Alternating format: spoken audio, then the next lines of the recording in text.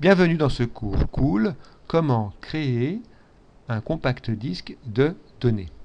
Donc dans un cours précédent, nous avons vu comment créer un compact disque audio. Les compacts disques audio sont limités à une durée de 80 minutes.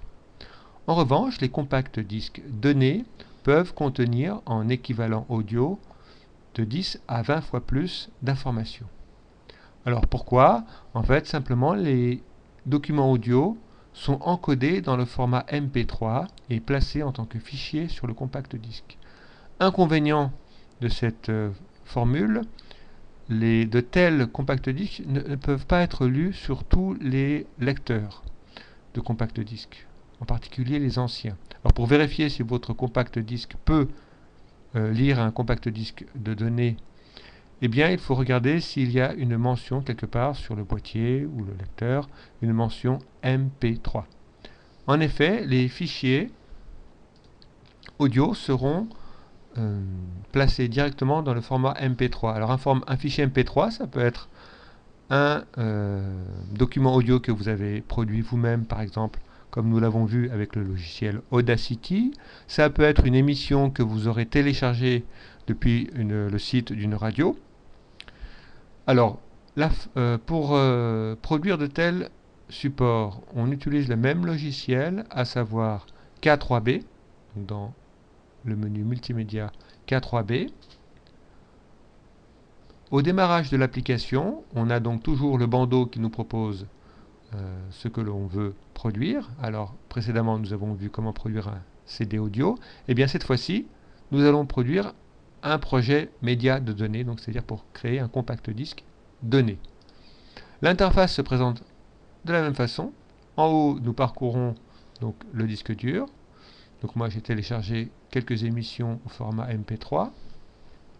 Donc on va toutes les prendre en appuyant sur Shift. On les déplace vers le bas. Alors, ce qui nous a indiqué ici, précédemment, nous on avait la durée sur 80 minutes pour un compact disque audio. Là, en fait, c'est la taille.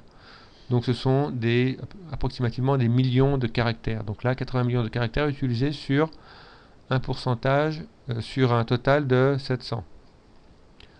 Alors il faut savoir que chacun de ces fichiers contient un équivalent de 30 minutes. Donc là, en fait, nous avons déjà 1h30. Sur ces trois fichiers, nous avons déjà 1h30. Et nous voyons que nous utilisons une toute petite fraction de la capacité. C'est-à-dire 80 sur 700. C'est-à-dire que nous utilisons un petit peu plus de 10%. Donc nous pouvons mettre beaucoup de contenu. Alors ici nous voyons que les noms des fichiers ne sont pas extraordinaires puisqu'on est incapable de dire de quoi il s'agit quand on voit ces fichiers. Alors il faut savoir que les fichiers audio MP3 contiennent ce qu'on appelle des métadonnées, c'est-à-dire des informations sur le titre audio, en particulier qui contiennent l'auteur et le titre de l'émission ou du document audio que l'on aura donné. Donc c'est intéressant si vous produisez vous-même vos fichiers MP3 de bien renseigner ces informations-là puisqu'elles peuvent être utilisées lorsqu'on va faire le gravage sur un support. Alors pour avoir des noms plus agréables, on peut utiliser une fonction de K3B qui s'appelle renommer les fichiers audio. Donc on va simplement sur renommer les fichiers audio. Il nous propose ici un canevas, c'est-à-dire un canevas de renommage, où il va en fait, le %A ça veut dire c'est le nom de l'auteur, et le %T ça va être le titre. Donc il nous propose en fait de mettre un nom qui sera de la forme auteur-titre. Alors on va peut-être se passer de l'auteur pour que ça soit un petit peu moins long et on va simplement mettre le titre. On va faire analyser. Ah, il va nous dire qu'il y a 3 documents dans ceux qu'on a choisis qui conviennent pour un renommage. Donc on fait démarrer. Voilà, il a terminé. On ferme la fenêtre. Et là on constate que les noms qui seront donc ceux utilisés pour graver sur le compact disque les fichiers, ce sont les titres, donc ils sont un peu plus compréhensibles. Donc une fois qu'on a rempli notre disque, on va sur graver. Ici donc on va choisir le compact disque sur lequel on va graver. Alors moi j'en ai pas mis. Alors même remarque que précédemment, si vous mettez un support RW, un support réinscriptible compact disque, il va vous demander de l'effacer. Il faudra dire, bien entendu, il faudra dire oui.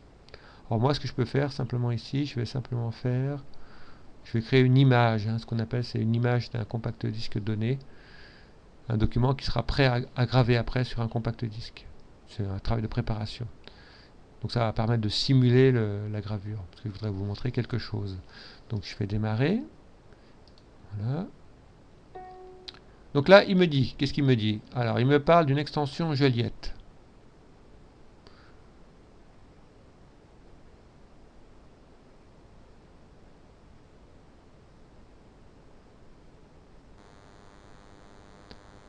Alors, voilà, il nous dit qu'on a des noms de fichiers qui font plus de 16 caractères, a priori.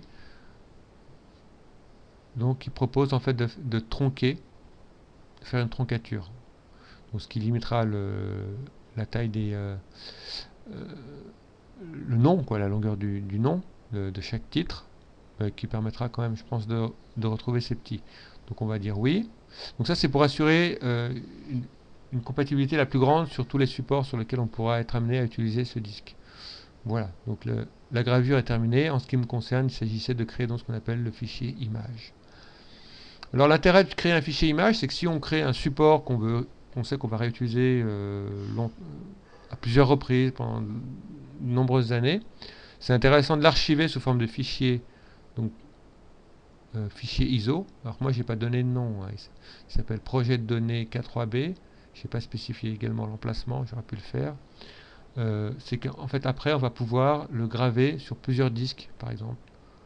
Donc si on va sur outils, on va faire graver une image et on va reprendre ce fichier ISO pour le placer cette fois-ci réellement sur un disque. Voilà, c'est la fin de ce cours cool, comment créer un compact disque de données.